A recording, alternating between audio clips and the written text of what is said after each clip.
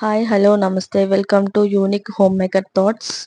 ఈరోజు నేను చేయబోయే సరికొత్త వీడియో ఏంటి అంటే నా స్టైల్లో కొంచెం కొత్తగా సేమియా పాయసం చేస్తున్నాను. దానికి ముందుగా స్టవ్ ఆన్ చేసుకొని ప్యాన్ పెట్టుకొని ఆ ప్యాన్ వేడయ్యాక ఒక స్పూన్ వరకు నెయ్యి వేసుకోవాలి. ఒక టీ స్పూన్ వరకు నెయ్యి వేసుకోవాలి. ఆ నెయ్యి కరిగినాక డ్రై ఫ్రూట్స్ వేసుకోవాలి. మన దగ్గర ఉన్న డ్రై ఫ్రూట్స్ అన్ని వేసేసుకోవాలి. నేనైతే కాజు కిస్మిస్ బాదం వేస్తున్నాను. చూడండి మంచిగా ఫ్రై చేసుకోవాలి. ఇవన్నీ ఫ్రై అయినాక ఒక గిన్నెలోకి తీసుకోవాలి. తీసుకున్న తర్వాత అదే ప్యాన్లో ఇంకొంచెం నెయ్యి వేసుకొని అందులో సేమియా వేసుకొని ఫ్రై చేసుకోవాలి. నేనైతే ఒక 100 గ్రాముల వరకు సేమియా తీసుకుంటున్నాను. మంచిగా ఫ్రై అయ్యేంత వరకు ఫ్రై చేసుకోవాలి. గోల్డెన్ కలర్ రావాలి. కొంచెం కలర్ చేంజ్ అయ్యే వరకు మంచిగా ఫ్రై చేసుకోవాలి. అది ఫ్రై అయ్యేలోపు పాలు పక్కన వేరే స్టవ్ మీద మరిగించుకోవాలి. మరుగుతున్నాయి కదా చూడండి. ఆ మరిగే పాలల్లోకి సేమియా వేసేసుకోవాలి. సేమియా వేసుకున్న తర్వాత సగ్గుబియ్యం కూడా కొన్ని పక్కన నానబెట్టుకోవాలి. ఒక చిన్న కప్పుడు సగ్గుబియ్యం నానబెట్టుకోవాలి. అవి సగ్గుబియ్యం నానిన తర్వాత సగ్గుబియ్యం కూడా ఇందులో వేసేసుకోవాలి. చూడండి ఇలా కలుపుతూ ఉండాలి. వేసుకోగానే కలుపుతూ ఉండాలి. సగ్గుబియ్యం చెప్పాను కదా నానబెట్టుకున్నానని అవి వేసేస్తున్నాను.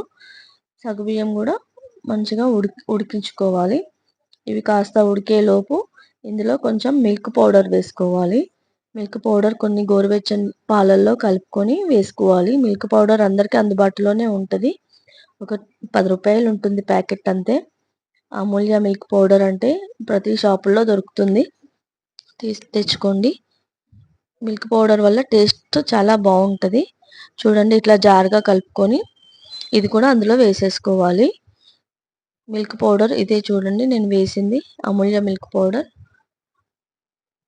ఇదే వేస్తున్నా. తర్వాత దీంట్లో ఇంకొకటి ఏమిటంటే పిండి అండి. మీ దగ్గర ఏ పిండి ఉంటే ఆ పిండి కలుపుకోండి.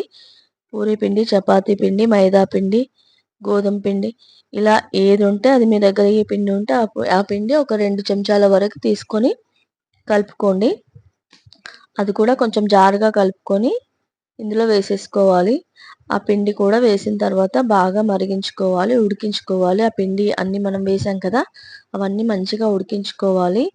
ఇంకొకటి మెయిన్ ఏంటంటే ఇది మాత్రం ఖచ్చితంగా లూజ్గా ఉన్నప్పుడే స్టవ్ ఆఫ్ చేసేసుకోవాలి. మనం ఖచ్చితంగా లూజ్గా ఉన్నప్పుడే స్టవ్ ఆఫ్ చేసుకోవాలి. చల్లారాక కొంచెం గట్టి పడుతుంది కాబట్టి లూజ్గా ఉన్నప్పుడే స్టవ్ ఆఫ్ చేసుకోవాలి.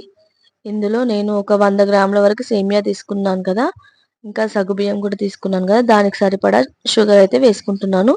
ఇది 120 గ్రాముల వరకు షుగర్ ఉంటుంది. ఈ షుగర్ని అందులో వేసేసుకొని బాగా కలుపుకోవాలి.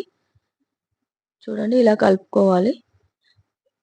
ఇంకొకసారి చెప్తున్నాను, లూజ్గా ఉన్నప్పుడే స్టవ్ ఆఫ్ చేసేసుకోవాలి. ఇవన్నీ మంచిగా ఉడికినాక డ్రై ఫ్రూట్స్ వేసి స్టవ్ ఆఫ్ చేసేసుకోవాలి. ఇది చల్లారాక తింటే చాలా చాలా బాగుంటుంది. వేడి మీద అంత టేస్ట్ ఏం బాగోదు. కొంచెం చల్లారనిచ్చి తినండి. చాలా సూపర్గా ఉంటుంది taste. Please like, share, subscribe to my channel please.